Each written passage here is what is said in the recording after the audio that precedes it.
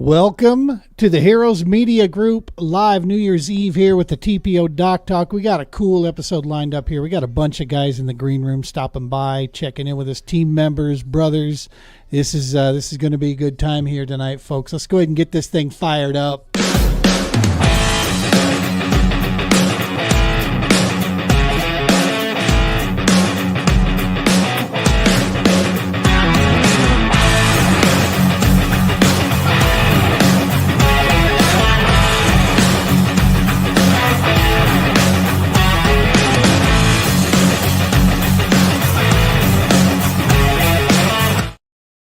Happy New Year's Eve, folks. Appreciate you tuning in here live, or if you're watching this recorded or listening to us on one of any of the major audio platforms. We appreciate you. We thank you and welcome to the show here. It's going to be a fun one here tonight. Last show of 2024, man, for the TPO Doc Talk. Yeah, man, this is a lot of cool stuff went down. What an amazing year. Super excited for 2025 coming in. So this is going to be a good time. And we're like, a majority of people out there that reach our age, I don't go anywhere. We stay the hell off the streets and we stay safe, and we host a podcast show here. And so, yeah, we got some of our guys that are out, being festive and bringing some cheer. Other guys that are in their house like us. So we got them all around the board here. Before we start bringing guests in here, as always, every podcast here on the Heroes Media Group for the TPO Doc Talk brought to you by the Romans Warrior Foundation. Go check them out. The many different divisions that we have of the forms of healing. Hashtag helping is healing. That comes from Mr. Romans himself, the Romans Warrior Foundation. We got the Field Ops Division. We got the Wall. We got the Hoosiers with Hearts, which, by the way, if you're checking on my socials, hit there. You'll see Hoosiers with Hearts Disaster Relief Team looking for a little bit of love in the form of some support. So go out and give their page a like. Bust that around there. Anything we can do. They got a cool new logo too, man. So I'm excited to update that across the board. So Hoosiers is kicking with there. And yes, of course, we'd be remiss if we didn't mention the Stop 22 tour, which is at the heart of everything. Until there are none. That's what we operate from. Our label 22 that is with the Romans Warrior Foundation. We're going to have him in here, and he'll talk all about that. He'll give us all that good stuff to get us up to speed on that. But we're going to talk some fishing. We're going to talk about stuff we learned, what happened in the industry across 2024 here, and what we think, where everything's going. We got team members, and we got the man himself, Mr. Eric Ali from Eagle Claw Fishing. He is here as usual. This is, for any big show, we got to bring E in. Plus, if you'll notice the stuff I'm wearing tonight, I am excited, proud, and honored to say we have signed on for 2025 with Eagle Claw again. Super stoked for that. We got some announcements on the sponsor side that we'll share here in a little bit. But without further ado, let's go ahead and start bringing in the guys here. And I know Mr. Romans is in the middle of doing some promotion stuff for New Year's and some celebration promotions. So we need to bring him in here as well. Let's go ahead and get him right down the list. First in, TPO proud team member and my buddy, Mr. Matt Flanagan. Hang on a sec. We'll do it. Which one is it?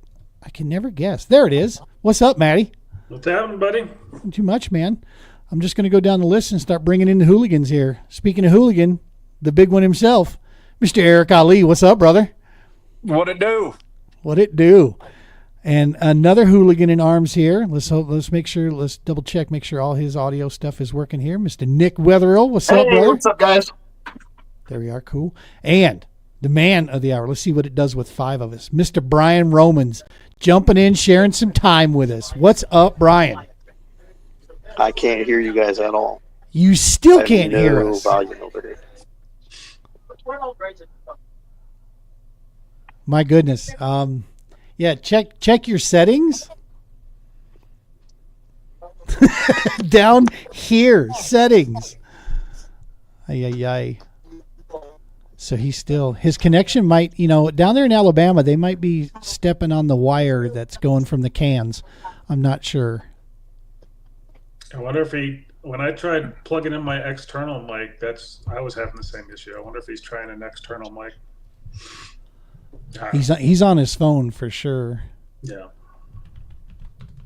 I'm going to type over to him in the meantime. No volume to hear anything. Party on Wayne, party on Garth. Understood, Bry. Understood. We'll catch up with him. We'll get him in. Got you. Yeah, we'll get him in here on the next shows we got coming up here, for sure. Let's see. Let's check. At all? Any different there, Bry? Nope. We tried.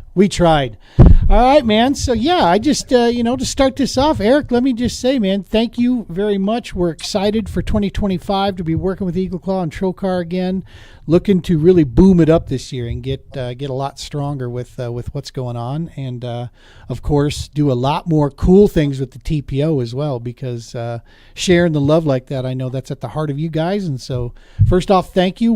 You are the first non-big equipment like new canoe, the big stuff. I had to get that stuff lined up a while back. So yeah, this is we're being kind of particular this year. I got to be honest with you, buddy. I'm not re-upping with a few companies, just not because there's a bad experience, but because I don't want to limit the TPO with an agreement, of us being able to get support. But when it comes to what Eagle Claw and Trocar does, there's just no other option. I mean, we're not going to do that. So it was an easy deal for us, and we're proud to be with you guys.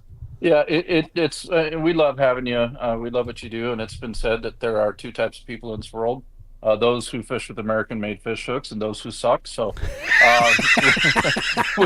we definitely appreciate it. And the thing is, Gene, I've said it over and over again, and I'll say it until I'm 6 feet under. My goal with the marketing initiatives with Eagle Claw is people helping people. You know what I mean? Everything that we do, Right. I want it to provide value. And value comes in many forms. Some of it is inspiring people to give back. And I think that's what the TPO does. If you hear this old hooch barking in the background, it's our elderly dog Cupcake. I almost cussed, but I didn't, because I'm not going to do that. You're all right, dog. It's early. He will. But yeah, no, it's really great. And on the industry stuff, something I've heard more in the past 2 years from people is not signing exclusivity to any category for the reasons that you talk about. You know what I mean? Which is like, hey, if somebody wants to get on board and help support us, then I'm not going to limit myself. But I'm glad that we got exclusivity with you, old buddy. Yes, sir. 100%. Yeah. With us, it's a no-brainer. It's what you guys offer, and who the company is, and our connections there. Yeah, it's we're not actively, and we will professionally and politely thank someone else if they approach us, but we're covered here. We're good. We're good, and we're square. And this isn't to put down any other brands in the industry, but it is to highlight the company that I work for and I love. It's still family owned.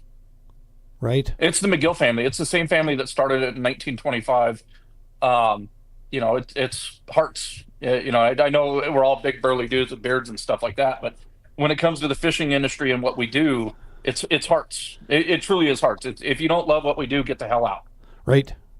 I think you kind of have to, right? I mean, there's too much of a grind involved, for sure. Hey, we just got another teammate that just joined up here, so let's go ahead and bring him in, Mr. Calvin Fuss. What's up, brother Calvin? Hey, how's it going? Happy to be here. Awesome, man. Oh, happy to be here. See ya. Yeah, I just oh, there he is. You just like making an entrance, huh? Oh, my goodness. My phone is being goofy right now. No worries. We've been having some technical funny stuff bouncing around here. I dropped my phone and it kicked me right out. I was like, what are you doing right now, phone? Oh, wait a minute. Wait a minute. We might actually have Brian here. Hang on. Let's try. Brian, can you hear us? I can. The leprechaun, the highlighter. I'm here, live and in force. Can hear you all. Hey, man, we know you're busy, so I wanted to have you on real quick just to talk a little bit about 24, 25, and then we'll let you get back to your celebrating. Looks like you're in a seedy alley out there, so watch your six. I mean, I know you're good, but I'm down for a good time, whenever. So talk to us, man. 2024 Romans Warrior Foundation. This was a hell of a year, yes? Yeah, man. We I think we put over 15,000 miles on the coach and the wall, just going back and forth, healing, providing healing power to some veterans and families. The true impacts of this past year, the highlights, Fort Collins there with the Memorial Gardens there for Memorial Day. That was truly immeasurable, the impact that we had out there for that week that Gene joined me out there. And then in Marion, Illinois, we had a family, a mother found her son, and a soldier found his entire platoon on the wall. They lived 45 minutes away from each other, and at the wall was the first time they met, and he got to tell this mother the last 2 weeks of her son's life over in country. I mean, that's awesome, man. That is, it might be kind of twisted to say that's the highlight of our year, but to be able to watch that healing power right there, it's you can ask Gene to put it into words. It's truly hard. That's why I'm tripping over my tongue. But to be able to watch it, I promise you, there was not a dry eye around that wall when that single moment took place to watch them to embrace after he told her about her son's actions. So that was 24. And here in a couple hours, it's going to be out the door. 25. We're going to still look to. Do I have to watch my language on this one, Gene? You know our demographic, brother. So no, you're good. Do what you got to do. All right, cool. So 25, we're kicking ass and taking names. We're going to put another probably about 15 to 18,000 miles on the coach this year. We're looking at having roughly about 18 to 20 stops unless people start canceling for some unknown reason. And we're just going to bring the healing power of that wall everywhere we go, bring the TPO into the field ops events to every event that we have the wall set up, which some of you anglers are going to be key instruments to be able to make some of that stuff happen. If you didn't hear it from Gene, I guess I just dropped the bomb on you, so surprise. But we do power in numbers, and through the power of outdoors, and especially when you put folks in kayaks and you watch the impact it has on not just the veteran, but watching the veterans see the healing impacts it has and the happiness in their children, in their family out there on the water. I don't have to preach it to you guys. That's why you guys do what you do. But to be able to watch that come together from a veteran standpoint, it's just truly amazing. And it's all spearheaded by our buddy there, Gene, leading the charge. So I appreciate everything you guys do. Thanks for believing in Gene. Thanks for believing in us and joining this crazy ass podcast he's got going on.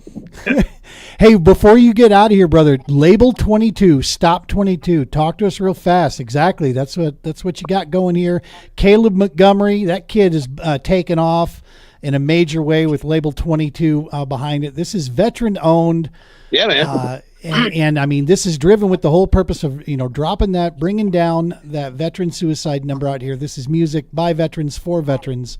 Yeah. Talk to us on what you guys, you and Steven and, got a brewing over there. Well, it's the bromance is real, right? So it's truly crazy to be able to take somebody who is truly unknown nationally and in less than a year get them charted, get them award recognized. He was a Josie Award nominee.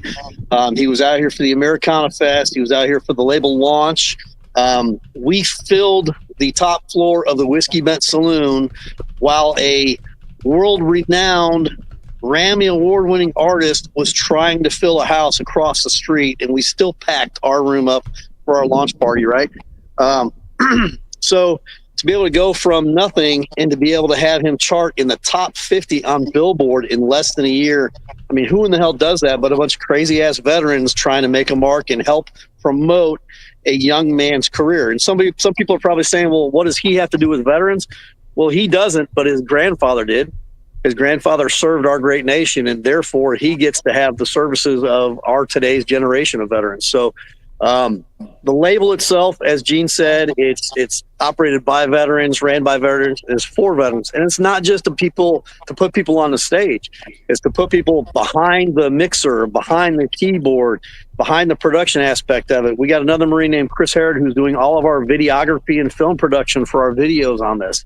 So it's every aspect of production wise that goes into this is what the label is all about. And it's all of that. we don't do it for a paycheck. We don't get paid. Trust me, if I would, Gene would have a bigger house and a bigger truck and a fancier kayak. We do it because just like you guys go out there and cast a line because you love doing it. And that's why we continue to help out our veterans and their family members. That's awesome, man. You guys can check them out at Stop 22 Tour. You can also check it out. It's at Label 22, right? Is that? Yes, sir. Label22records.com. Label22records.com. Go check that stuff out. Give them a follow. Super cool music, dude. Stephen Cochran. You got Sal Gonzalez. I mean, go down the list of the artists there, that they have. Chris Turner. I mean, you guys have seen the videos that we've put up here of those guys. And we have several more coming in 2025. So we're growing. Our portfolio is growing. We're going to help make these folks. Matter of fact, I'm going to brag on a guy named Anton Harb. Anton Harb just got done with a music production course. So now he's going to get on the Michael Hamilton side of the mixer in the studio to help produce and manage other artists. So it's pretty cool on that aspect too. Awesome, man. And this is when communities come together, man. That's the whole purpose of this, right? It's communities helping. It's brothers and sisters helping each other and moving forward. And people that want to support this or like the idea of this, it doesn't even take money, man. Just a like, a follow, a subscribe. That is huge. Help get that mission out there for us. Obviously, if you got a pile of money sitting around that you want to do something good with, obviously Romans Warrior Foundation is right there, and we'll put it to good use for sure. But nevertheless, just the simple things of a like and a follow, man, that is a huge boost for us. And doesn't cost you nothing but a few seconds to push a button. That's right. Well, listen, brother, you be safe tonight. It's good to see you on this side after battling your strep throat and such. We appreciate you taking the time to stop in here. Give Shannon a big hug from all of us. We'll do it. Anytime I can molest my wife, I'll do it. Thank you. Thank you, man. We appreciate you and love you, brother. You be safe, and we'll talk to you next year. Yeah, man. Hey, it's all about locking shields with like-minded organizations, like-minded folks. And what's really crazy in 2025, Gene hinted about it in our previous host podcast with StreamYard. Now we're out here with Heroes Media Group on the Doc Talk. And Fishing with a Mission is beginning to becoming live, hard, strong, and true. So each and every one of you anglers, ask Gene about it, get involved with it, and let's bring it to a town near you. Hell yeah, man. Hell yeah, we love it. All right, buddy, you take care. You guys too. Enjoy your night. Stay safe. And I'm going to get it right this time, Gene. Tight lines. There you go. Tight lines. You got it. All right. We'll see you, brother. All right, guys. Peace out. Appreciate you guys taking the time there. And yes, that is a very powerful share. We have a Dorothy on, it looks like, coming in from our LinkedIn from Heroes Media Group. She was asking, is the wall full size? It is 120 plus feet long, and you can find out information about the wall either at the Romans Warrior Foundation, or you can go here on all social medias, the Global War on Terror Wall of Remembrance at GWAT Wall.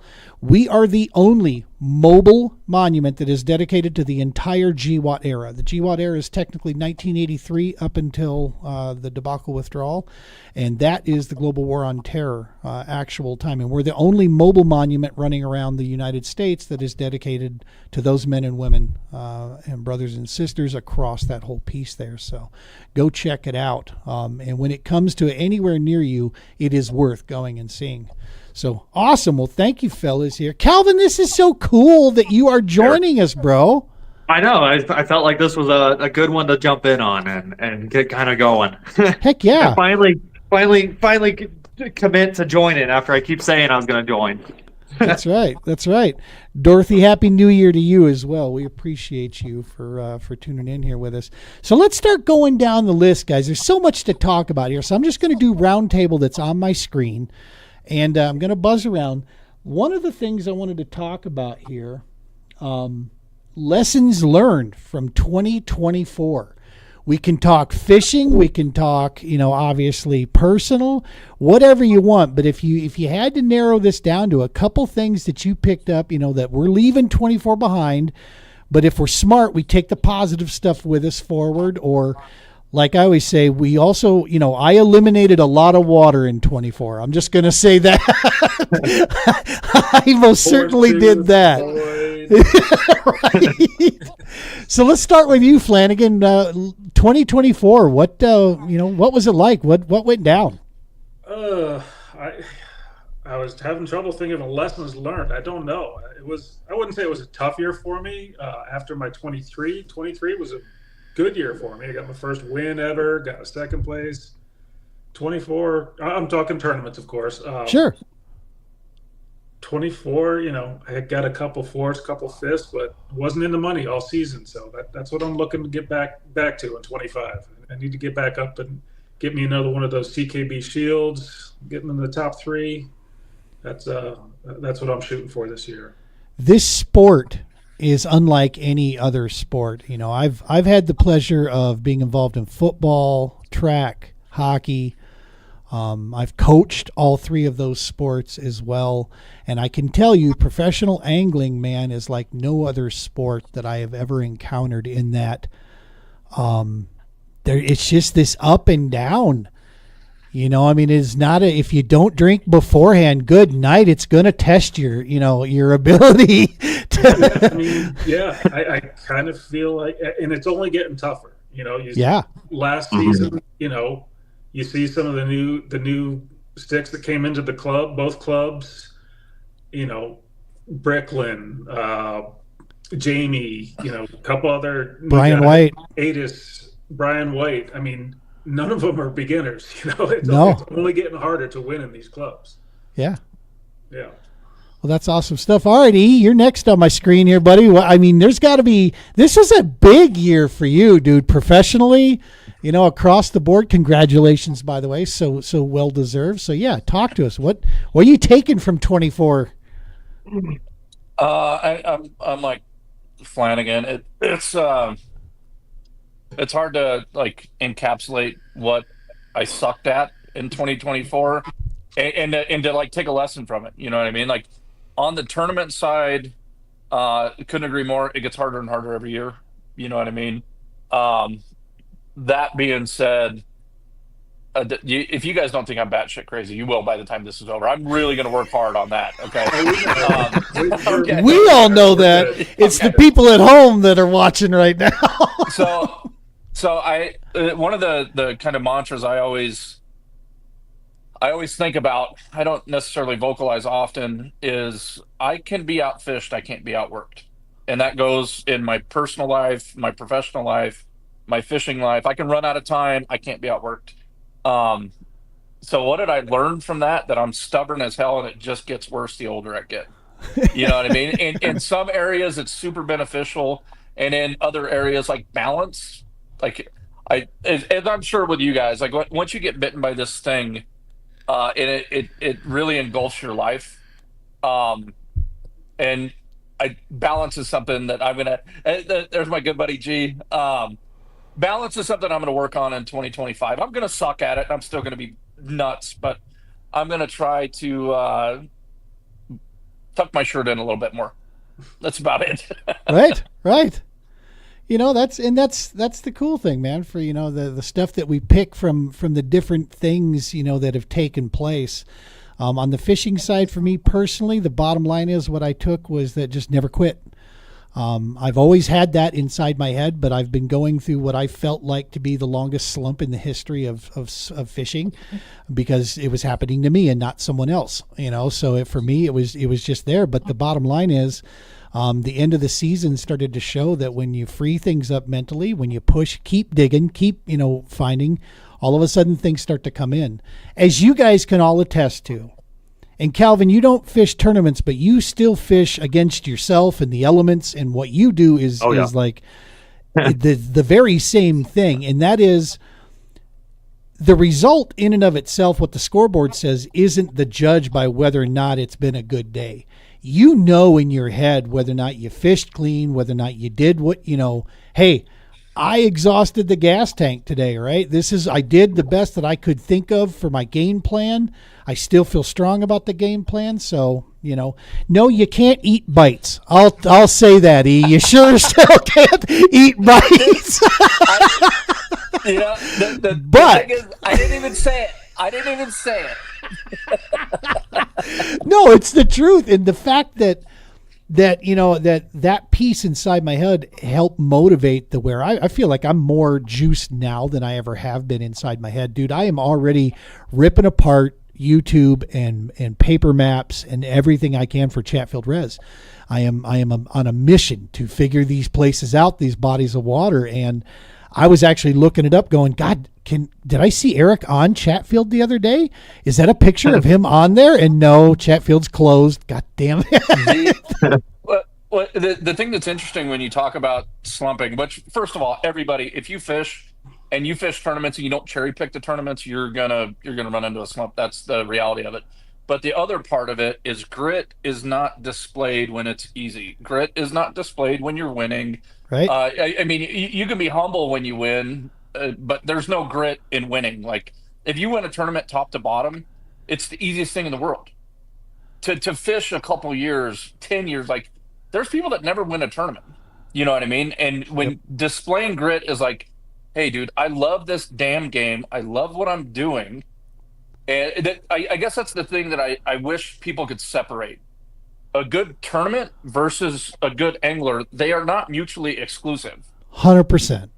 So, but again, to give a little hype to all of us that like tournaments are hard, it's like, yeah, you know what I mean? If you're going to be dumb, you got to be tough. And the fishing tournaments is dumb, and we got to be tough with it.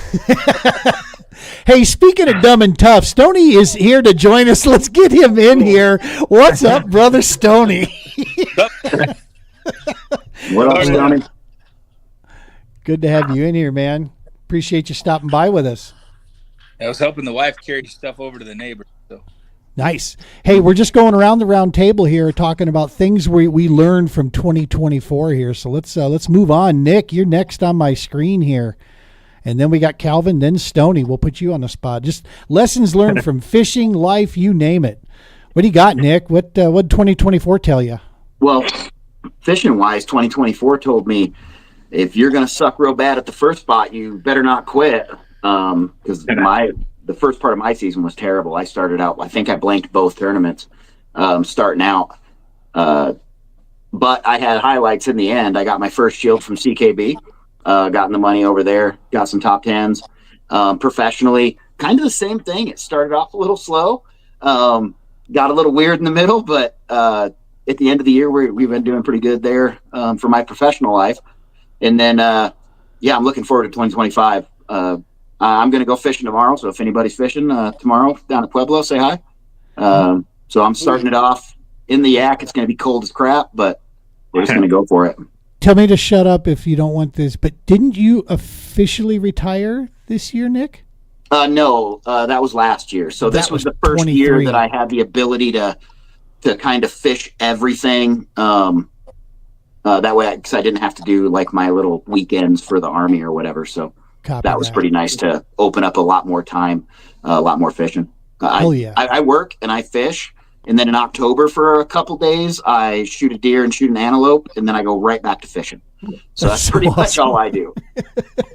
Dude, and the beard that you brought in here, now, I mean, you shave that off, you get carded for lotto tickets, I bet, because you got that baby face thing going on. But right now, dude, you have got some lumberjack action going on. That is an awesome beard. Yeah, I had to rock it for the winter, but I'm going down to Havasu for the bass event, so I'm probably going to shave it off before that. Oh my gracious! Get more aerodynamic. It gets in the way when you're fishing. It comes up and goes in your mouth and acts, and it just pisses me off. So if it's going to get in the way, it's going to leave. Gotcha. Hey, before we get to Calvin here on your lessons, it looks we got the man himself, Mr. Jimmy Straws, is here. Let's see what 6 people here or 7 look like. Oh, look at that! Put him right at the bottom. Hell yeah! What's up, Straws?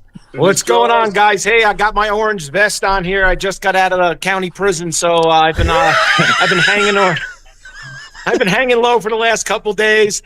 I got booted off of Facebook for 3 days for a comment that I shouldn't have said, but you know it's all good. Life's going. I'm working hard. I just wanted to stop in real quick, wish everybody a Merry Christmas, a Happy New Year.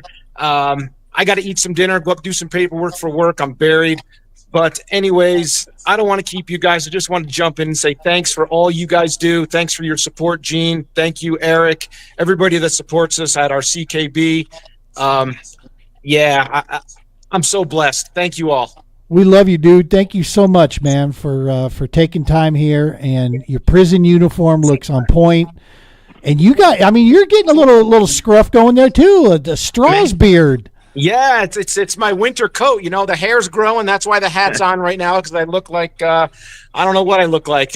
But anyways, yeah, getting the winter coat on. We're gonna fight the winter blues. See how long I can stand it without going out there. And I just hope I don't have to go ice fishing somewhere to get this out of my system. But right now, somewhere Chen is throwing a fit because the poor kid can't grow any facial hair, and he's just like, "What in the heck? All these beards? What's going on?" Yeah, exactly. So awesome. Well, thank you, man. We appreciate you swinging through. Yeah, no, thank you guys, and appreciate you, and we'll see you soon. We'll see you on the next couple episodes, I'm sure. All right, later, guys. All right, buddy. Later, Strauss. All right, and we got our man Trev saying Happy New Year, fellas. That's right, little LFG 25. Heck yeah. Over there, covered in elk blood, up to his elbows in elk blood, probably. Right. He's that dude, man. He just like lives at that shop for these few months here, like half the year. Oh. For sure, it's hard to imagine, but that's the price he pays so he can go fishing all the other times of the season. So you got to do what you got to do. Calvin should talk to us. For those of you who don't know, Calvin is our resident TPO team member that doesn't really deal with the tournament side of things. You've been talking that you might want to dip your feet in them, but bro, you are the DIY guy of this team. When it comes to tinkering with a kayak and the trolling and the getting out there, you're not matched by many. Sometimes I feel like I'm biting off more than I can chew with some of the weather I deal with, and then some like that giant outrigger, I had to give it a break. That's awesome, man. It was a lot to take out to the lake and everything. Now you help me remind folks. It's Trouts and Kayaks, right? Is that it's at Trout? Is it Trout or Trouts and Kayaks? It's Trout and Kayaks. It's with the little underscore. Yeah. And yeah, I'm going to go find it real fast. If you want to see some cool content, see rigging stuff and the trolling, you do that cam thing also with it follows the bait. You got the camera on the end of your line type deal. I lost it too at Pueblo 2 trips ago. Oh no. Yeah. So I was coming out and I was running some lead core. And I was coming around that bend down at North Marina, and my fish finder wasn't seeing that ledge right away. And I think between the wind and I wasn't going very fast with my NK 180, and it felt like my kayak came to a dead stop. And I think that camera just went right down to the bottom and hung up on that ledge. And I was slowly trying to like creep around and pop it up and see if I can't get it, and it just boink. I was like, well, Pueblo takes everything. I was going to say, see, you go fishing for trout, look what happens. That's all I'm saying. Don't let them run towards any sort of trees or anything, especially in that lake. They take everything from you. Wow. That's what I was afraid. That was that giant trout. There was that one at Spinney. I thought he was going to just run right into the dam, and there goes my lure. Right. So... Trouts and kayak. Why am I not able to find this here? I think it's Trouts and the letter N, not and. Oh. Yeah, N. Yep, N. Trouts _ N _ kayak. Kayaks. There you are. Let me see if I'm even like remembering my own username. Right. And that's on Instagram, right? Is it dashes or underscores? Because I see your stuff all the time. That's a good question. All right, I think this is it here. Look up Calvin, and that'll get you to where you need to go. Instagram Trouts there.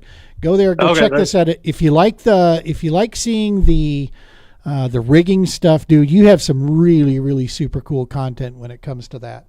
Appreciate that, man. Of course, there's the love of being outdoors and trolling and hunting, and you do it all leg powered, man. What's When's the motor gonna happen, brother? I got the NK180 on, but sometimes I got it on at like the last moment, and so the annoying part about trolling sometimes is you're going at those slow speeds of like 0.9 to 1.5, and that NK180 will just vibrate back there horribly. Oh, really? So I'm like, I'm just gonna pedal. There you go. I'm just gonna pedal. I'm done with that. So talk to us. 2024. What are you taking from the year, man? What did you pick up from this last year? I learned what I could handle in weather, because there was a few storms that came over that I was like, what am I doing out here? And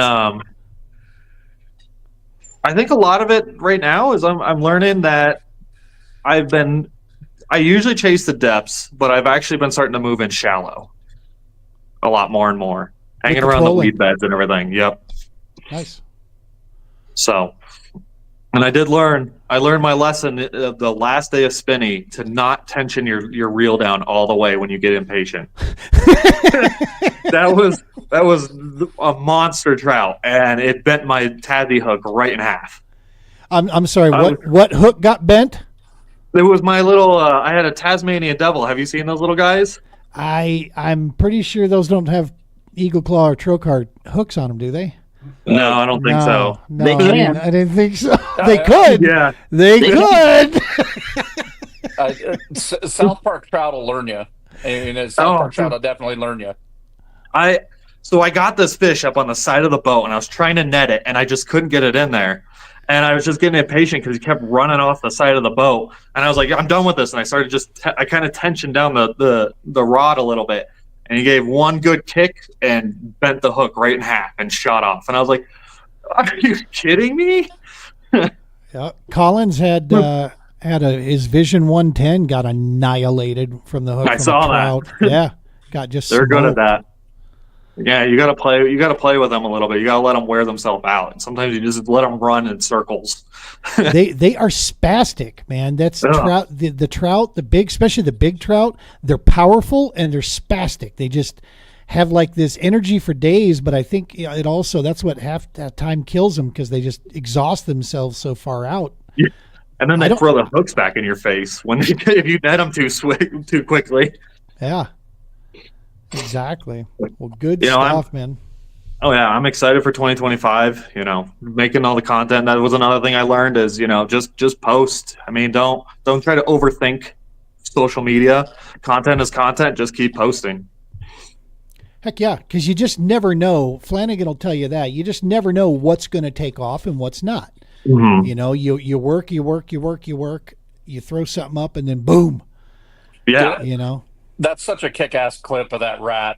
Like that, it really is. It's such a great video. I don't care if you like skateboard. I don't care if you like trout, bass, whatever. It's just a great video. Everything about it's great. It is, but it's sort of the bane of my existence now with the YouTube. But yeah, it is. It was a pretty awesome clip. For us on the YouTube side, we did one opinion article. Like a 10, 15, 20-minute, whatever little opinion deal outside of the podcast that was about stuff going on in the boat world. I had it on my chest, wanted to get it off because I happen to know, been around a few of those folks. And I was privy to some information from a few years prior. So I just throw it out there. It takes off. It has nothing to do with the work we do or with our stuff that we're fishing on, but it's the one thing that went, nuts for us. I did a follow-up a little bit, down the line a few weeks later on a different issue. It didn't blow up as big, but it was the second most, viewed thing. And it was just goofy opinion stuff, so you can never tell about drama sells for sure. Yeah. Let's see here. Oh, heck yeah. Here we go. All right, Stoney, talk to us, brother. What'd you pick up from 2024 that you're going to carry forward? I mean, besides a shiitake load of cash from a tournament, or two, but yeah. Sweet ass belt. Yeah. I was going to say, and you like belts. We learned that. We did. Man, the biggest thing I learned was not to depend on technology. Just, all of us, most of us on this group right here, especially, are around the same age.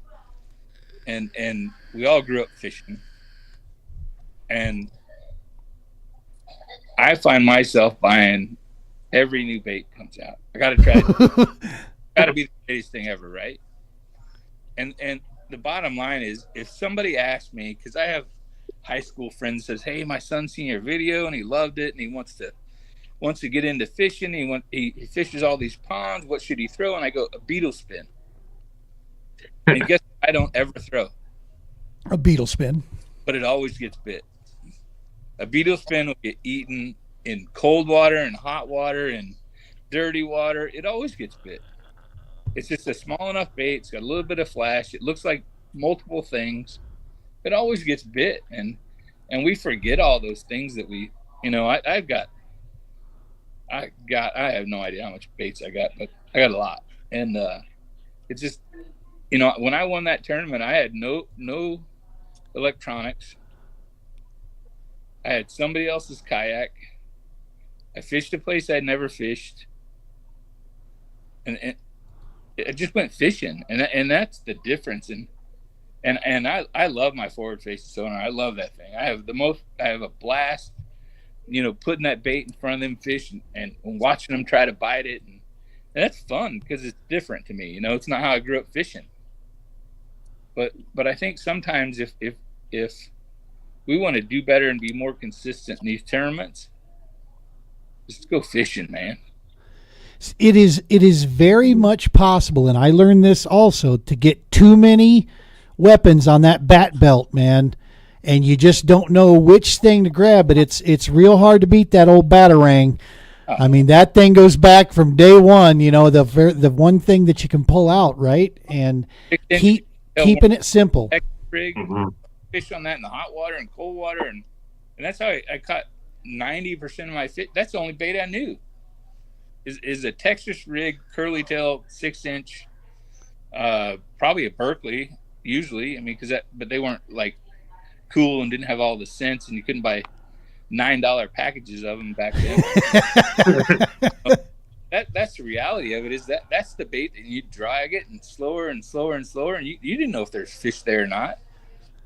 Marty Hughes joining in with us here. He says all you need is that buzz bait, that Nico, and the Z-Man jackhammer. Well, you got Flanagan going, and a couple of us for sure. And you got Nick. Yeah, you got his attention there, Marty, for sure. Buzz bait's the shit. I'm going to say this, and I mean no disrespect. There's one issue I have with the Crocker Gator buzzbait, and I bought an ass pile of them because after I interviewed Chad Davison, and he had just wrapped up the Moyak and the All-American Angler of the Year titles in the same year, 2 years ago. I went out there and dumped the kitchen sink and then sheepishly had to tell the wife, what I had done. I bought so many of these buzzbaits, and I still have them, but there's one issue I have with them. The first time I hit weeds with them, man, they just jam up on me. Yeah. They don't slide through weeds as much as I like to throw a buzzbait in some hairy business, man, and I like to, really burn them back through, because I just have had good luck in the past with that. And that's the one issue. I was thinking about possibly bending it open a little bit. Maybe that would help it. But yeah, I love the weight. I love the size, the colors, the sound. No, it's not here, Marty. he says you have weeds in color. No, sir. Yeah, we do. Yeah. So hold on a second. I'm trying to visualize an ass pile. Can you give me more info on what exactly is an ass pile? It's slightly bigger than a boatload. It's like the metric, Yeah, for sure, man. It's that was the one thing. Hey, we got him in the green room here. This guy, I do remember inviting him now, and we were just talking about the poor guy. He's now in a room with all this facial hair. We got the man Chen, shirtless crappie, coming on in. Let's go. What's up? What's up? Appreciate you swinging by the show, brother. Absolutely, man. Happy New Year's, guys. Yeah, Happy New Year's, man. Happy New Year. So I'm going to put you on the spot. We just went down the round table here. Lessons learned from 2024. What are you taking, out of this year as some lessons that you learned?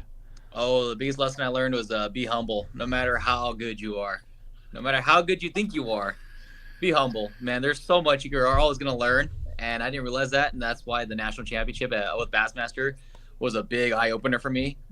And I know Flanagan and Arledge were there to see it too. But after the first day, man, I was just bummed. I thought I had it dialed in and everything, but when it comes to fishing, you never have it 100%, dude. You never have it 100% dialed in. That's awesome stuff. See, if you're like me and you just suck all the time, you don't have to worry about that. All right. You just catch fish once in a while. Right. Yeah. That's an interesting thing about fishing and fishing tournaments. It doesn't give you what you want; it gives you what you need. You know what I mean? You always I like learn from that. it. You learn more from getting your ass kicked than you do from winning. And going back to the power worms, dude, if you want to get me in the fields, opening up a package that's 6 inch. No, I think there were 7 inch power worms, and just smelling them. It's like, dude, I'm 10 years old again.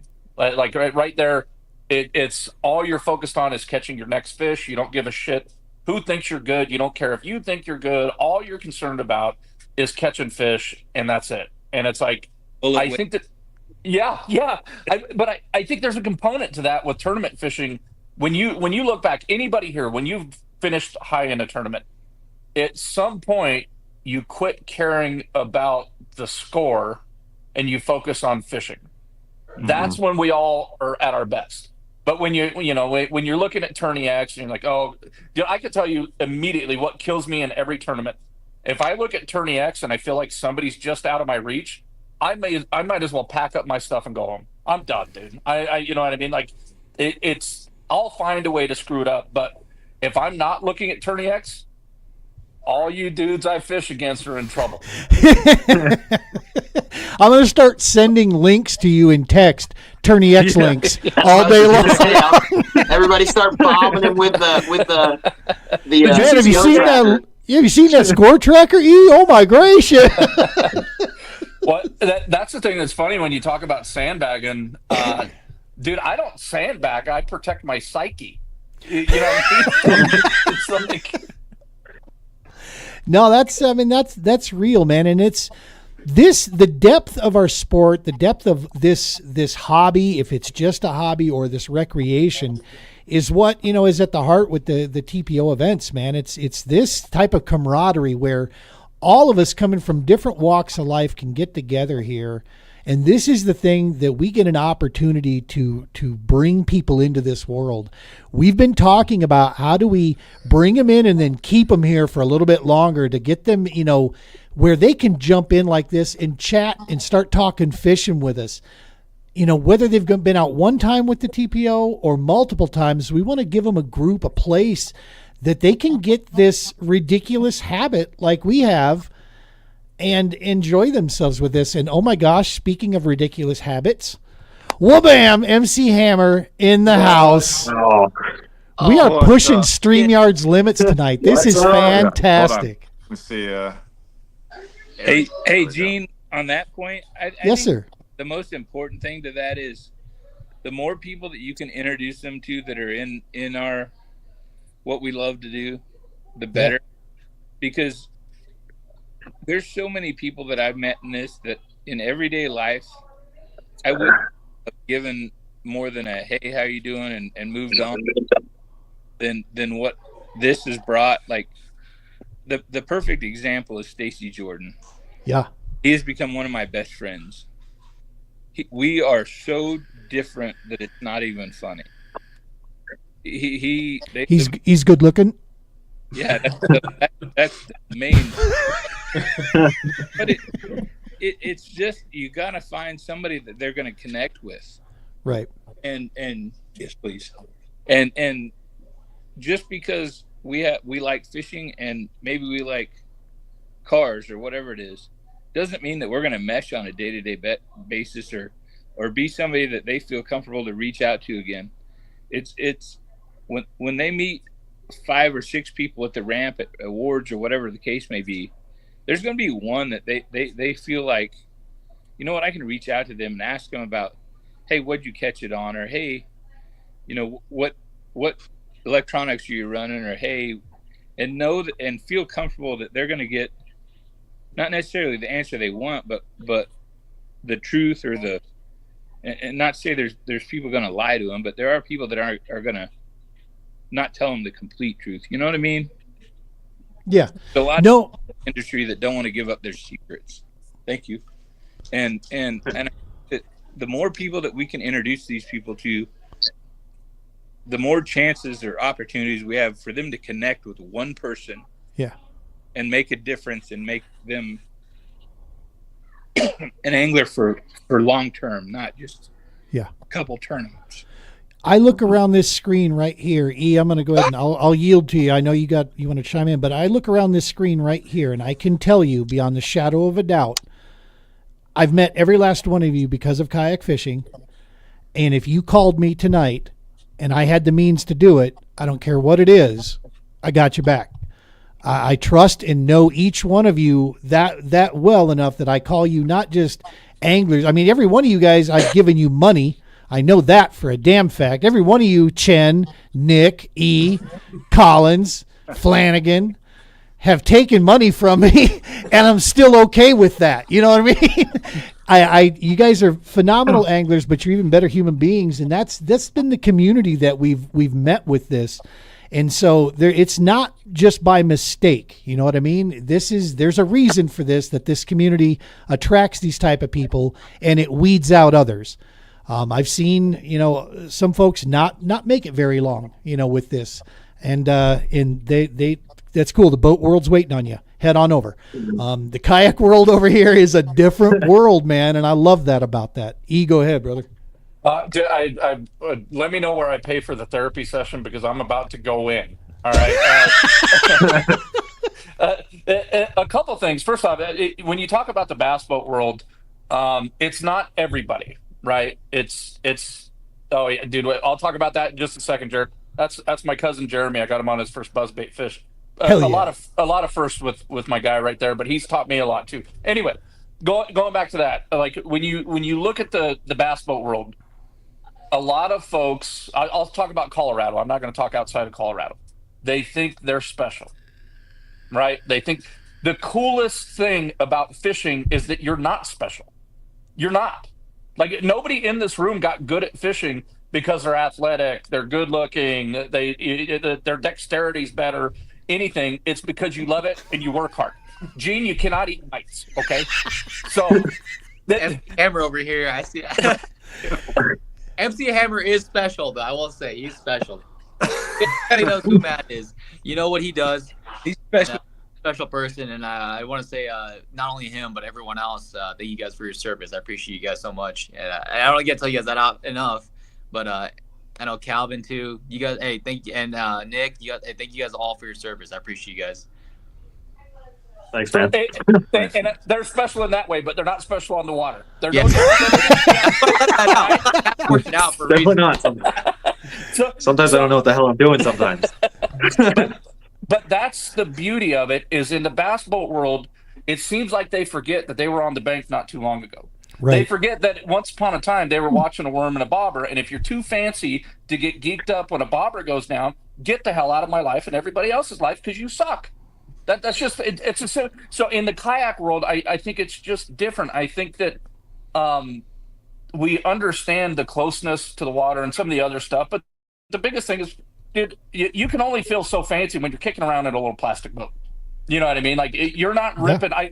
I feel like I'm ripping in my NK300. I think I might be going almost 6 miles an hour. In the bass boat world, it's like, what is this dude doing? You know what I mean?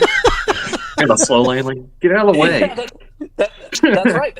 But again, the idea of attaching some kind of specialness or something to the ability to catch fish, it's like, no, dude, it's really not that big of a deal. It's you just outlast everybody else.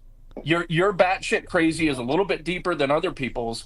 And when you realize you're not gauged by what you do, you're gauged by what you give back, then you understand when you're at the ramp with somebody, and you could, in our local events, Stoney, you could see the guy that is just looking to talk to somebody. And that's one of the things I'm so proud of in, like, I know our kayak space well.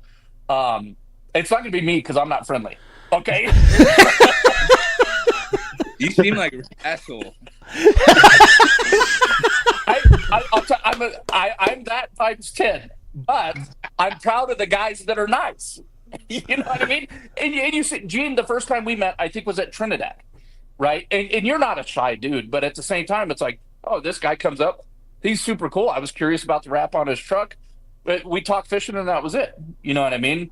There's just something about it. You know what I mean? Like it's and if we're gonna grow this sport, if we're gonna grow anything that's associated with the sport, one of the things that we have to let go of is the idea of making people what we are.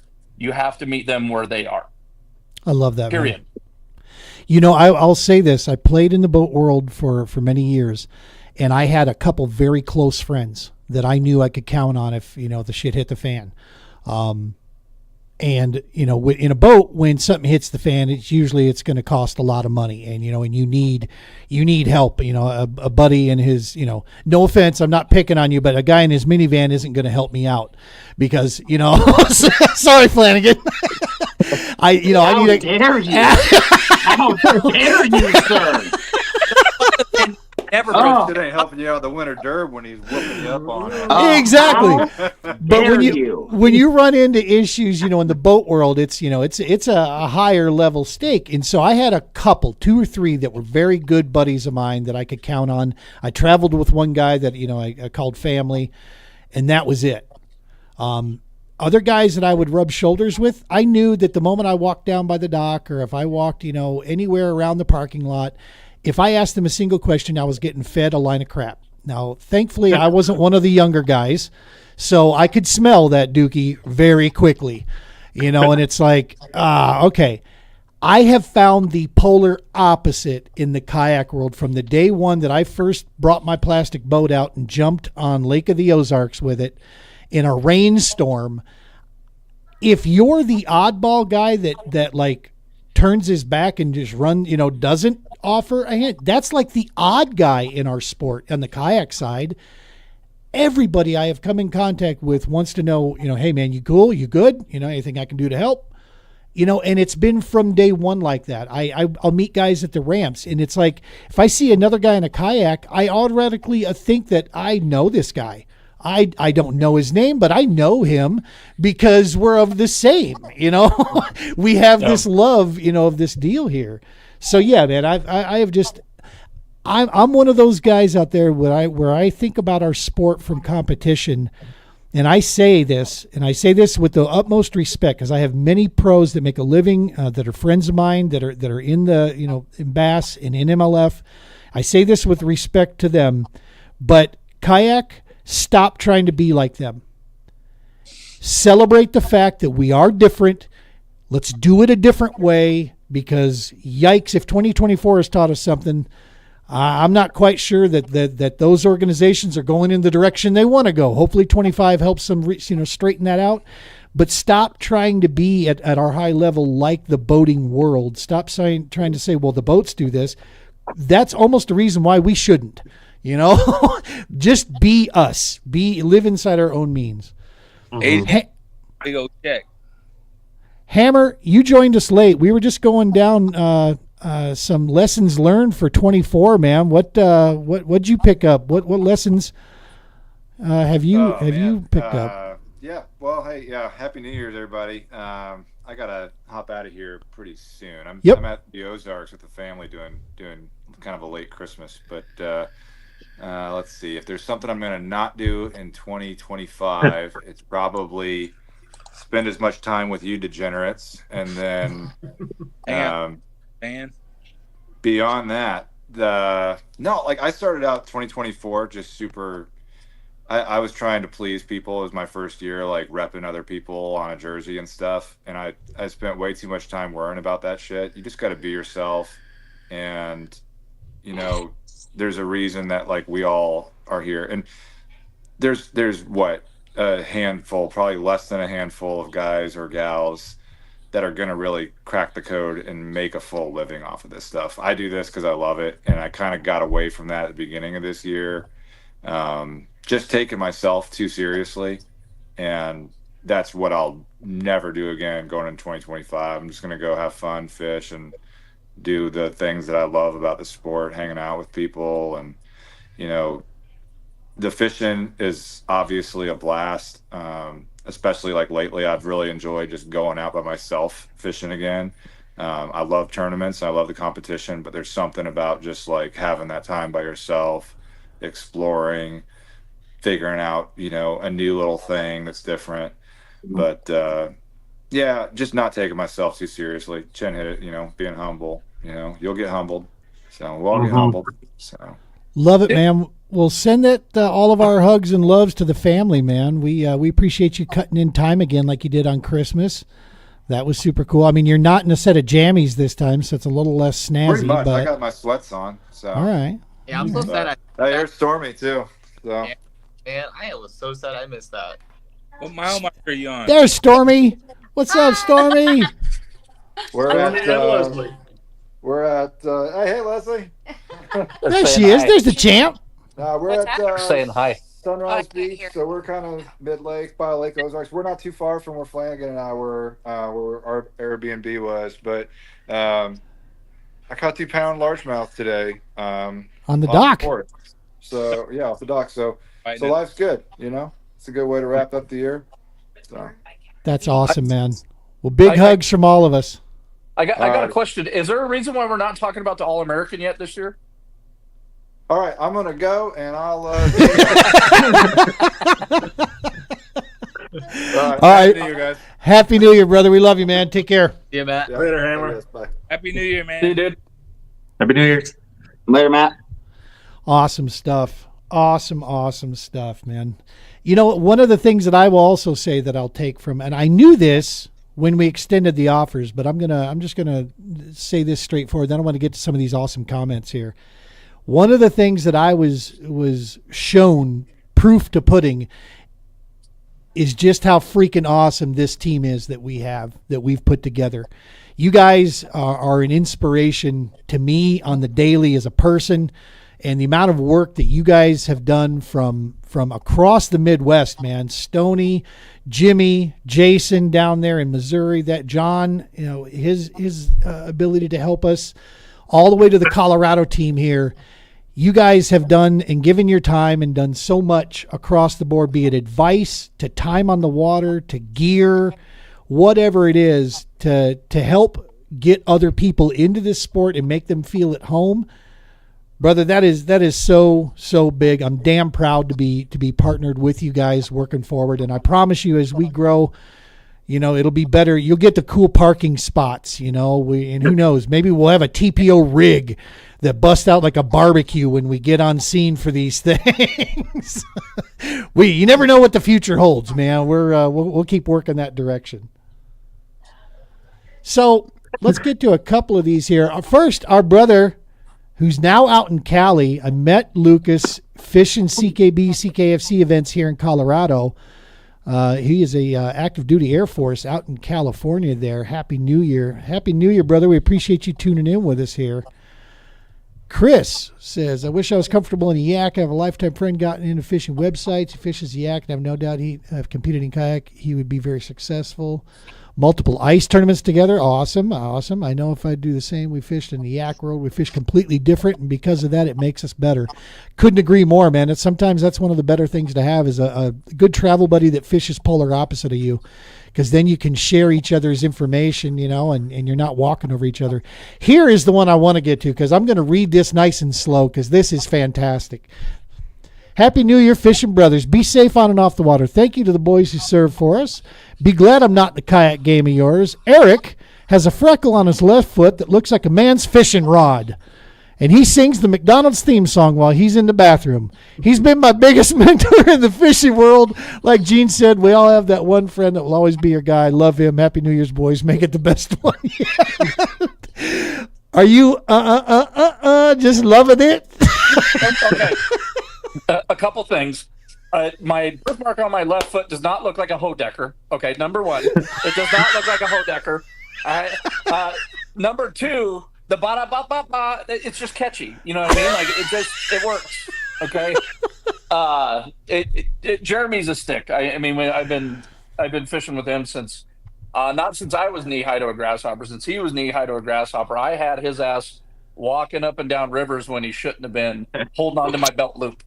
That's awesome. Yeah, it definitely a stick. And Chris, the gentleman that commented earlier, also a heck of a stick. But super, super cool.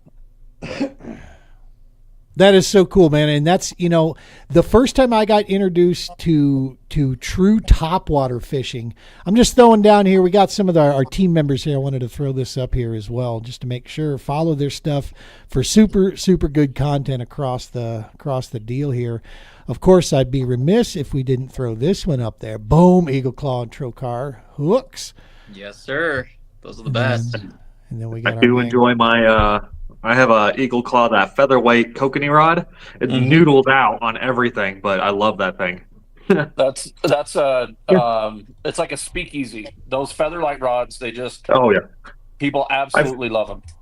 I've picked up a pike and a Mackinac on that thing, and I was like, what am I doing right now? Yeah, I'm just reeling it in with the reel. There's no rod here anymore. But it's amazing. It's one of those that, like the guys in the Flaming Gorge and some of the other kokanee spots. I mean, you know how easy it is to lose them. Jeremy Romero, these guys are great. Everyone has a beard except bro on the bottom. How do you make the cut? Damn. Ask for some help, man. Mine just grew back in. I just shaved mine, actually. I just had the mustache, but my wife was like, grow it. Not like a Do not. the guys that are up here, but I still need some help, with some beards here. Give me 20 years, it'll be there. I promise. I get the purple hair. You'll have a goatee in 20 years, is what you're saying. We one of the things we're doing for work, we asked Shaw, when was the last time you shaved your mustache? Shaw's getting ready to be 69 years old. When's the last time you think Shaw shaved his mustache? Oh my gracious, Shaw Grigsby is who you're talking about, and I have no idea, because if he didn't have that mustache, I wouldn't be able to pick him out of a lineup. No idea. High school. Oh my gosh. Dude, that is like Sam Elliott, Wyatt Earp level stuff that he's got, and it's even more impressive in person. Yeah, I had the pleasure of meeting him at the Red Crest there in La Crosse, and oh my gosh, yeah, that mustache was fantastic. I think we should have one tournament where everybody just shaves their mustache and their beard and see if anybody even recognizes each other anymore. No. My wife will veto that. All right, hear me out. We could do like the Doc Demon Classic, and if you win, you get to keep your beard. Other than that, gotta go. The fight is on. I'm out. Yeah, no. Nick, when you were talking about shaving for Havasu, I'm thinking you should do handlebars, bro. Yeah. Beard, but just go handlebars. Yeah. Come on. Maybe. Who knows? Come on. Let's see it. Do it. Well, if you come to Havasu, Flanagan, I'll do it. If I go to Havasu, I'll do it with you. Perfect. Stoney, we're gonna look terrible. Yeah. Stoney, you don't always. I was going to say yours is just dark on the handlebar side. The other stuff is a little gray. Oh, it's a lot of gray. There ain't a Just dark or just for men? What did you do for that? Just for Stoney. It's ugly. It's the beard. Wouldn't even recognize it anymore, man. To be like, what is this new bait that I'm seeing here? All you guys gotta do is just shave a little bit here. That's all. Yeah. Fish with me. I'll be like, hey, this is my sister. That is one ugly woman. Oh my God. She's single. There's no doubt about that. Oh my goodness. 2025, man. Pretty much all but two guys in here. I know CKB's on the list, CKFC's on the list, and some Bassmaster events are going down.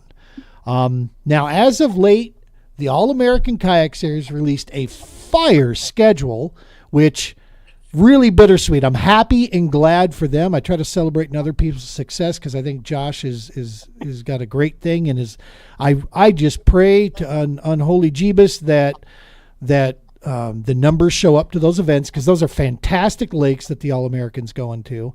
Unfortunately for us, my budget and our plan for 2025 is going to keep me away from the majority of that stuff. But that's okay. We're just one guy. But I told him I'll do anything I can to help boost that. But All-American Kayak Classic, that was another thought. Last year Colorado went out there in force, man, and put like some 30, 35 anglers into that event. But I'm going to be straightforward, and this is no ding anywhere. I don't know if we're going to see those kind of numbers this year going out there. I'm not sure we're going to have as many people as excited about it for some reason. I don't know why, but I don't know if it's because it's back at Truman again. Yeah, that might be part of the issue. But Dude, I'm excited about it. I hope that people that fish around me on day one, you know what? I was going to go there, but I'm not going to go there, Gene. You know what I mean? Okay. I'll tell you this.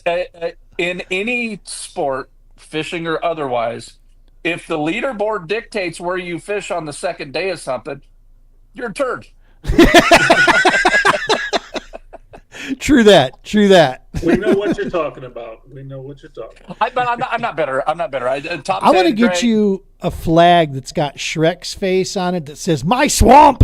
That's right.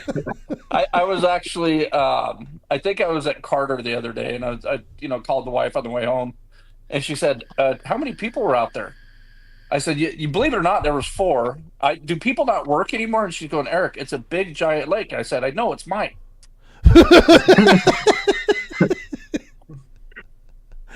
Heck yeah, Stoney. I mean, that's just a hop, skip, and a jump away from you, so it's not a big deal there. You excited about the Classic this year? Not really. Yeah. What?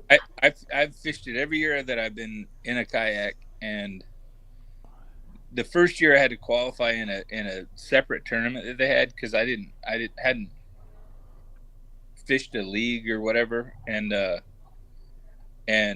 after day one I was leading, and it was pouring down rain, it was cold, it was not good weather, and I think I had, if I remember right, like 90.25 first day, and just shitty weather. I mean, just pouring down. I was rain suit on but soaked inside. It just didn't matter. And Those are not fun days. 0.25 first and I day. broke off like 3 times. Like I think they were flathead, but I was slow fishing a jig on the bottom, and I broke off 3 times, which I've never done. I can't say that I broke off 3 times in any other tournament I've ever fished total, and I was ahead by like 6, if I remember right, 6.5 inches day one, and I got beat by 10 inches. Wow. Oh wow! And got 5th place. I was so and I got a 5 fish limit the next day, upgraded 2 or 3 fish.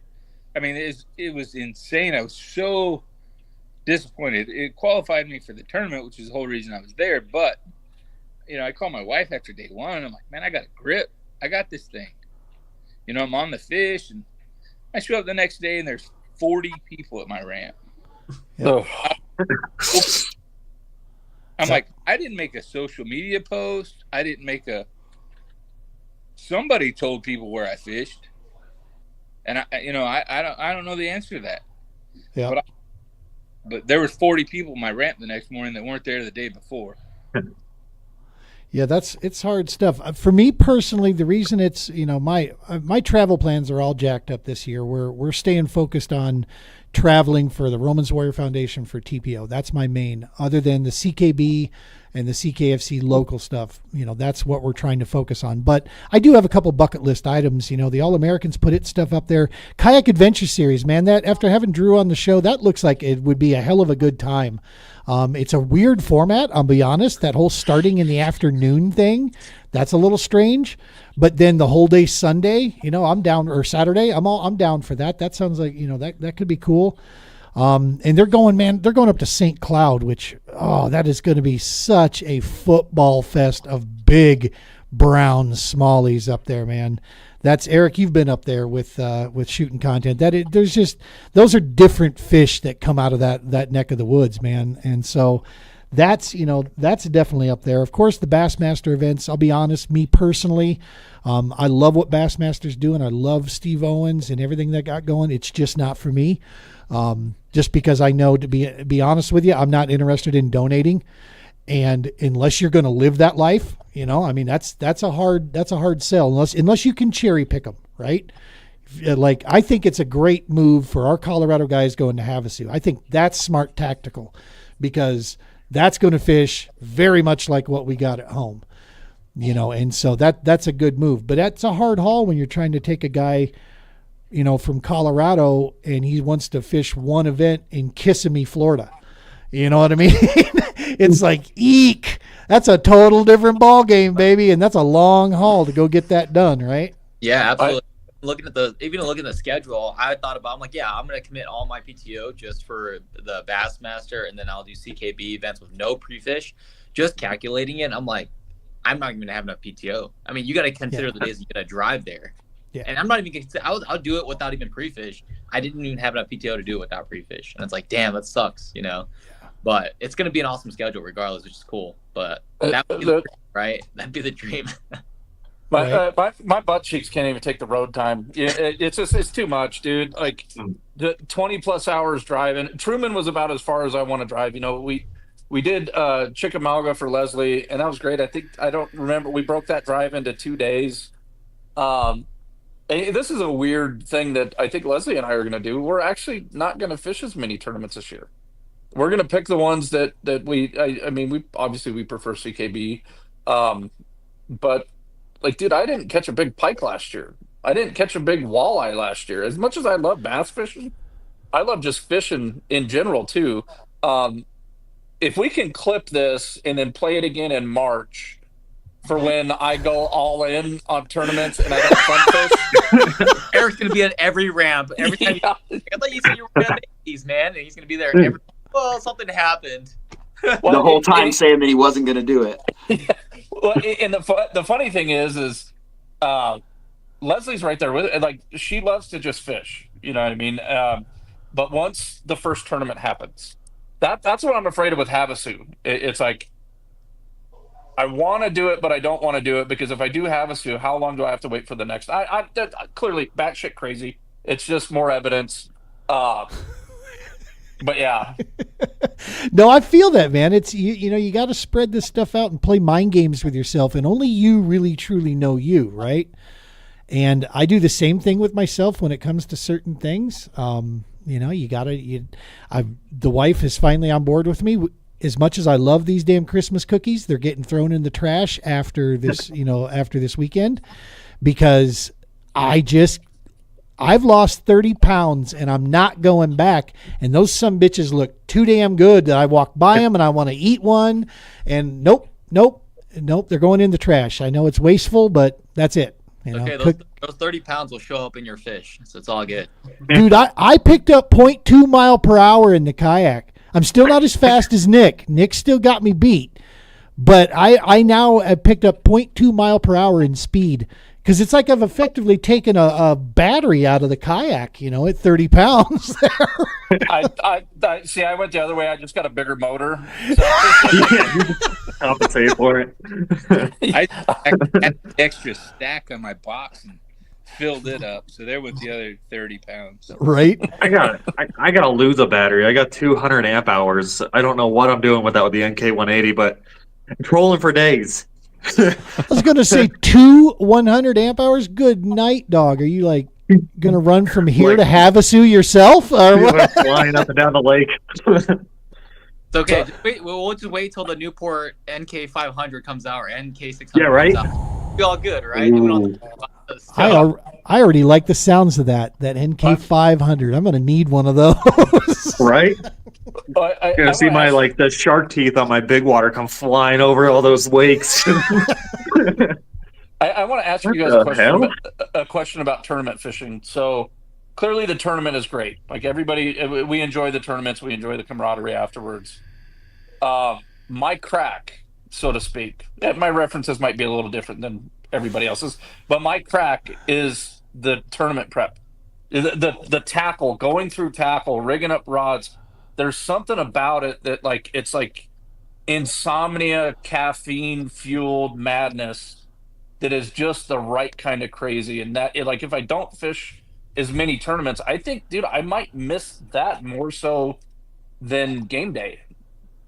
I mean, are you guys similar with like prep and tackle, or am I just nuts? Prepping tackle gives me anxiety. Same. I know everybody that fishing here is the same, because we'll get back to camp, and whether you're camping next to people or you're camping with people are still up at 10 p.m., 11 p.m. They're still fidgeting with stuff and like, oh, maybe that might be good tomorrow. Or that might be good the next day. Or maybe I should throw this hook on. And it's funny because like I thought I was the only one that did that. And then if you camp with a few people or you go to Airbnb with a few people, everyone's still fidgeting with their gear. They're still having that. We have that craziness about us, I think is what it is. And God forbid those guys with those cameras that zoom in, Flanagan? Mm-hmm. Yeah. So we're at Pueblo last year. It was that the state championship? Yeah, I think it was, right? And Flanagan's got his Flanavan, and he's got his own camp kind of out by himself. We get back from dinner this night. Strawbridge and Company is, a campsite away. We're camped way, way far away, Lovell and I, a good distance. But Flanagan's up there, and he's next to the picnic table. And I know he's, mad scientist himself, something going on. So I take that Samsung Ultra 23 and kick on that zoom, and dog. I could have seen like a freckle on the side of his face. I backed up just enough so I could get him working in his tackle. I took a picture and then sent it to him. I'm like, what you got there, buddy? Oh, I heard the words, unspeakable words, all the way from that campsite. What color jackhammer was it? Green pumpkin. Yeah. Guaranteed. I don't need a camera for that. You and fish together. I was fishing Pueblo. This is years ago, and I'm going to try to hide the parties. So I'm going to be a little bit discreet on how I describe this shitbird. So we're fishing a tournament. I'm wearing it's an out of state angler. I'll leave it at that. So I'm wearing a buff and everything, and this person doesn't know. They know me, but they don't know my kayak because I changed it up. Anyways, he gets real close and real friendly, and he's talking to me. And as he's talking to me, I see him look at all the rods in my crate to kind of go through what I have rigged up. He looks at it, and then he's just done talking after he sees what I got. Super friendly before sees what I got, and then he takes off, and I'm just like, dude, come on. Well, he learned rapidly that if it isn't his style or his way of doing it, that led him down a real bad path real fast. That's why I won the tournament. So got like 15 rods, and then it's usually only one rod and one bait that does it all for the tournament, which is kind of funny. Yeah, like one white spinner bait. Bullshit. I'll have everything on, but I'll throw all day. Put around. Something I caught him on. And it'd be the funniest thing, dude. Of like, why did I waste my time? I could have came out with 2 rods. If there's ever an angler that you want to be afraid of in a derby, it's the dude that's got 1 or 2 rods. Yeah. Everything else, it's just like it's like a dude in an old beat up El Camino that's willing to race for pink slips. He's got something that you don't know. He's in a Honda Civic with a big old engine or something. It's like that's whatever. And then he starts. Did you own an El Camino, Stoney? No. A Fiat. I didn't own a Honda Civic either. No. What about a minivan? No minivans. No. What was your car growing up? Why is everybody hating on the minivan? Jealousy. I had a badass 280Z, and I had an old T-Bird that I thought was a cool car. Dog, you had girls, man. That's awesome. Yeah, you did. My dad had a 280Z that had a 6-pack. That thing would freaking run. Would absolutely run.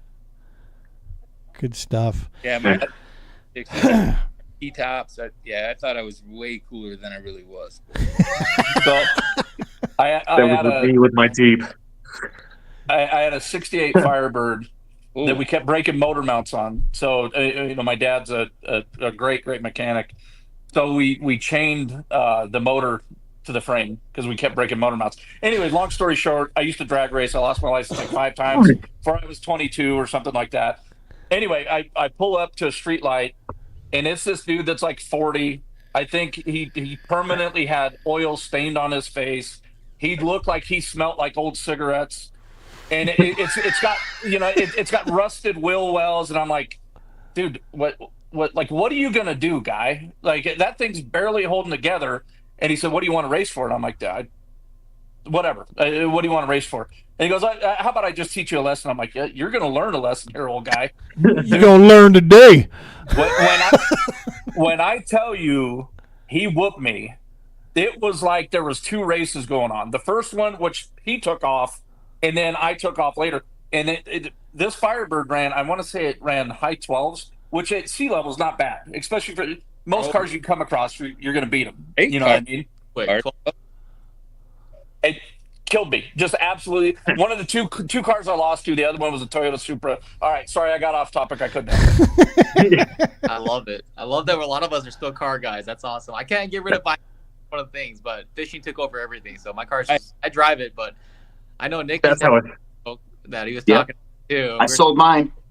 That's how I started. Was I had a WRX that was sitting in the back of my yard. I thought I was going to build it into something, and I was just like, I can't do this. And it had a bunch of wasps, and some kid came and picked it up for $900, and I was like, I'm going to get a Hobie now. Yeah, we go to one unreliable Suri to another unreliable. Yeah. You're having the 360 woes right now, aren't you, Chan? Oh yeah, I'm fixing my 360. Amazon sent me the wrong drive belt, so I was supposed to go out today.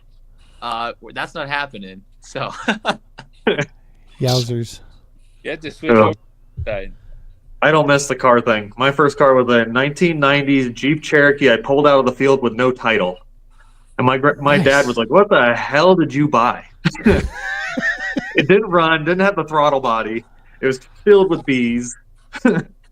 What is it with you and your car's full of bees, dog? That's like Oh 2 my of them God. now. It's Colorado, though. Right? Dude, I wish I could help myself. My first car was a 1983 Mercury Capri that I got from my Uncle Bruce. Okay, a Mercury Capri, it's like a Mustang if it had a giant wart on the back hatch. It's like a Mustang wannabe. So, anyways, my uncle was a bit of an outlaw, and he had painted the car, I don't know, like 10 times. He would get chased, and then he would paint the car. Anyways, 16, super excited. It's got a 5.0 in it. I think I got pulled over. It was something like 43 times in the first 2 months because they were looking for my uncle. Oh, wow. Wow. I'd say my first ticket was because apparently I learned that Jeep Cherokees have this it's a high idle issue where they will keep driving if you keep pressing on the brake.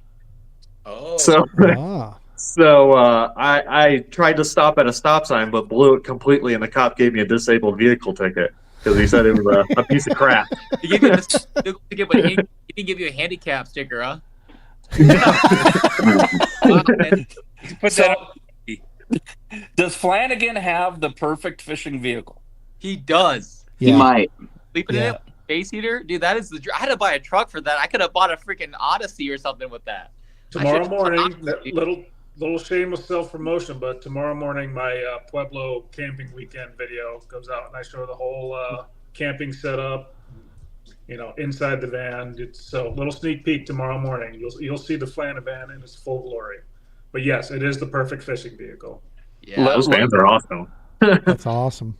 Leslie and I have talked about getting rid of one of our vehicles to get a van, but the only way I'm going to do it is if it's an A-Team van that's 4-wheel drive, and I can go all out. If that can happen, I'll do it. That's what I really want. I got the minivan originally for taking skate trips with my daughters because it has 6-seater and all that. And it's awesome. It is perfect. But I would love a full-size van. A 4-wheel drive full-size van would be absolutely awesome. That's rare.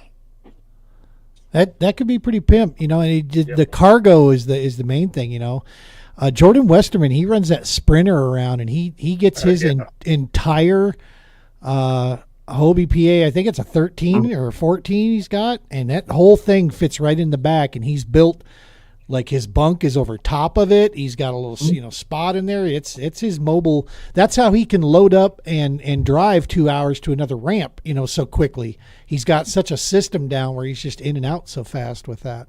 I wonder if he's working on his Hobie right now, like Chin is and like I am. I don't know. That's the dream, though, man. That's the dream, literally.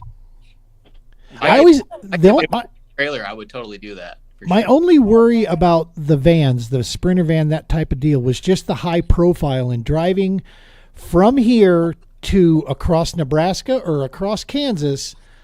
Dog, it is, hurricane level winds that we deal with nonstop. And my pickup, already feels like it's getting blown around enough. I can only imagine a high profile van, but I don't know. I guess it's maybe not that bad. I talked to a lady that had one, and because I told her, "Oh, this is my dream vehicle, a nice Sprinter van like that." She's like, "It gets about 7 miles to the gallon. It just sucks." Yeah, they're terrible.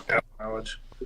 So the 7 miles to the gallon at a certain length, if it doesn't have a toilet, I'm not in. That's the thing with like a minivan or like an 18 van. It's like, okay, there's give and take here. There's not a toilet, but I got enough room to sleep in and some of the other stuff. If it's aren't the Sprinter vans like $100,000 too? Yeah. Yeah, Some of they're them are, yeah. ridiculous.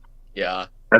I like the pop-up camper thing right now. That's what I've been doing, and I put on a bunch of lithium batteries with extra propane tanks. I'm throwing on a roof rack so I can carry 2 kayaks on top of it. But I get like 8 miles per gallon going up the mountains. I have a lifted Ranger, Here, guys. so it just eats the fuel. Yeah. Listen, boys, we've been going an hour and a half, and I bet you we could go another hour and a half here, but I'm going to turn you guys loose so you can get back to your families and bring in, hey, we got a couple more comments coming in here. Mr. Bricklin. Sup, guys? Sup, Justin? Brick. Hammer. What a hammer. Brooklyn. Justin's super cool. Yep. And we got our man Chris here at 7 mile a gallon, pull a 30-foot trailer rigged for X, exactamundo. Yeah, you can poop in that. Yep. Yeah.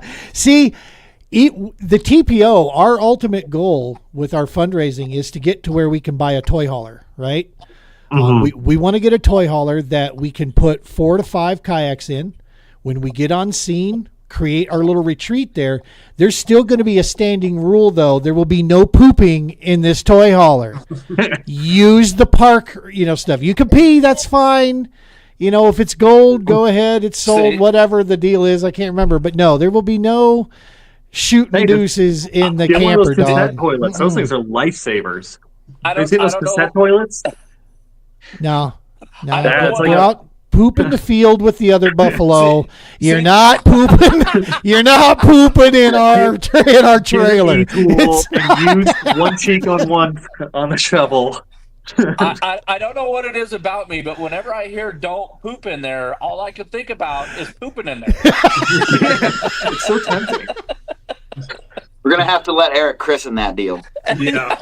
Yeah. Just let there Don't be tempt me one. on this. Just hear da da da da da. Like, Yeah, and the Ollie's just bought a toy hauler. That's all I'm saying. Because I don't want it back. Miles per gallon. Right? For a while, it's like, who cares about miles per gallon? Miles per gallon. Flushes per gallon. Yeah. well, I work for a plumbing company, so yeah, it's gallons per flush. That's a real thing in that industry. So. All for Mr. Ali.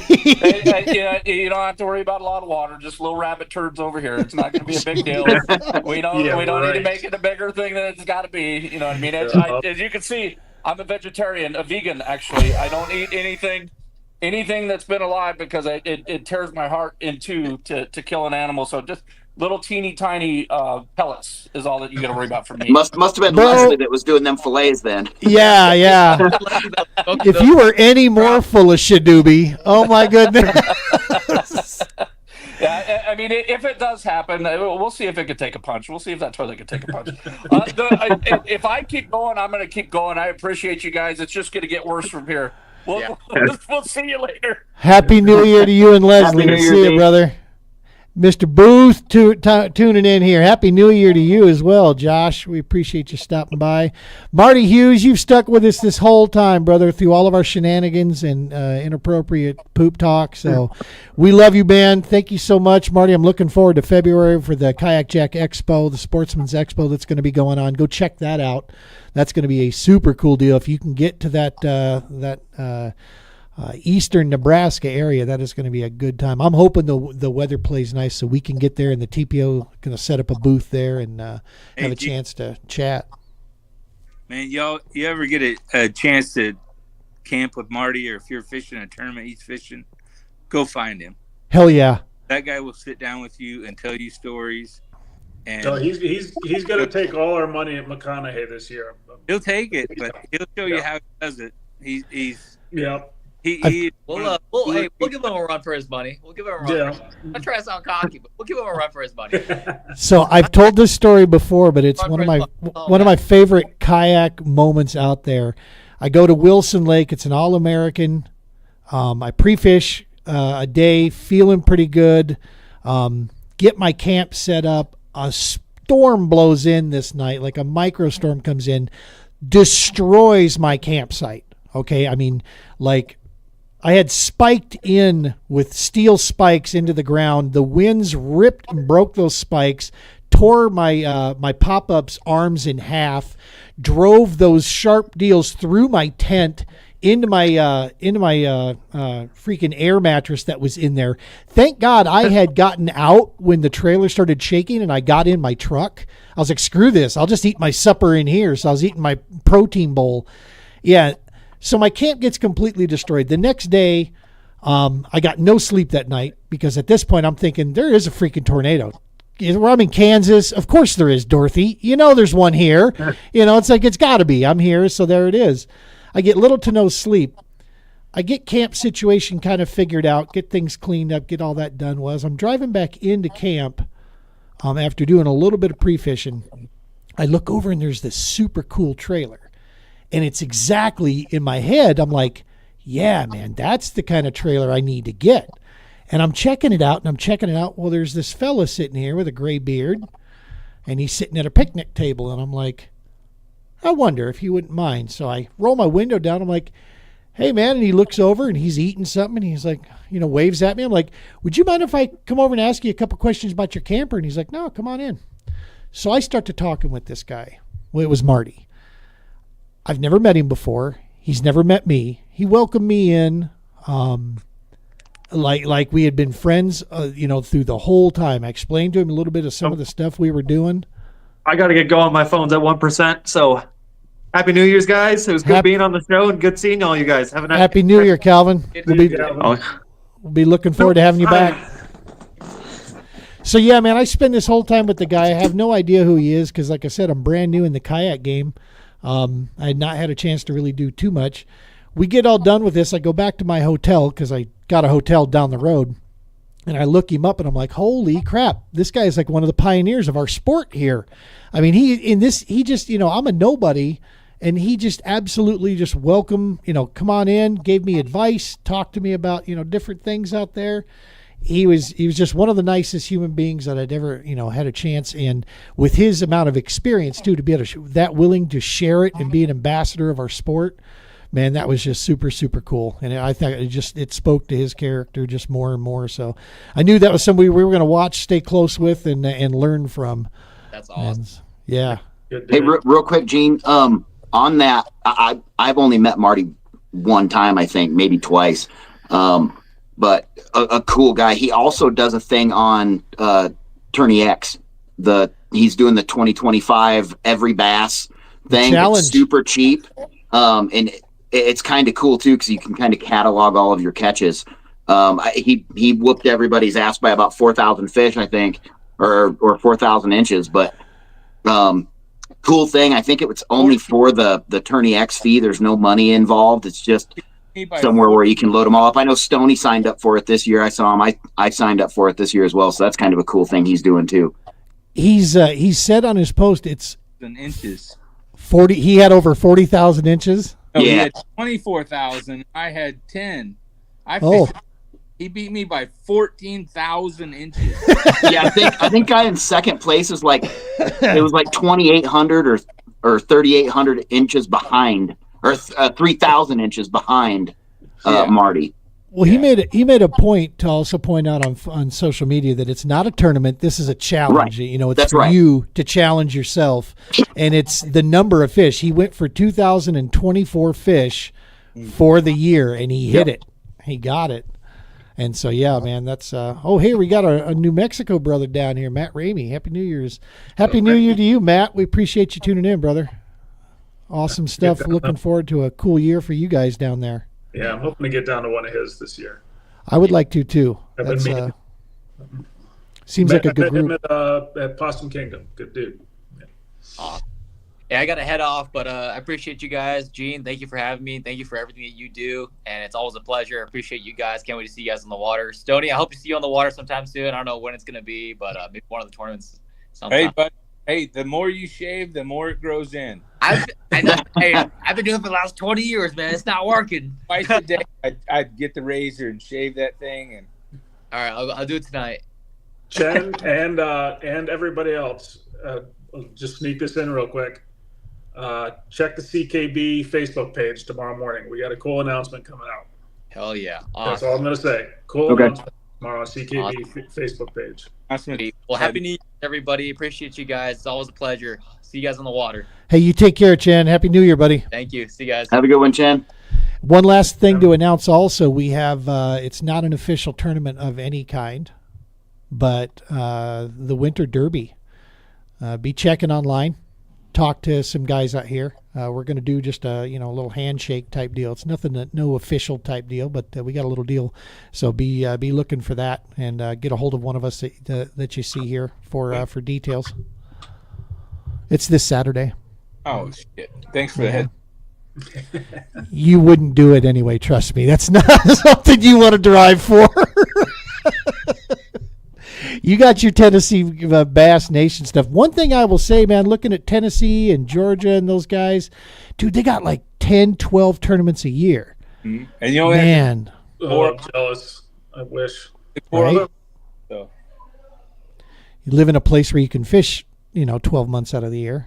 That's a handy deal. I guess I shouldn't say that. Between the two clubs, we have 10 to 12. So That's true. 15. It was 15 degrees when we launched for that tournament. It was, Yeah, that's chilly. and McElroy launched with me and beat my ass. Yeah, ugly. Yeah.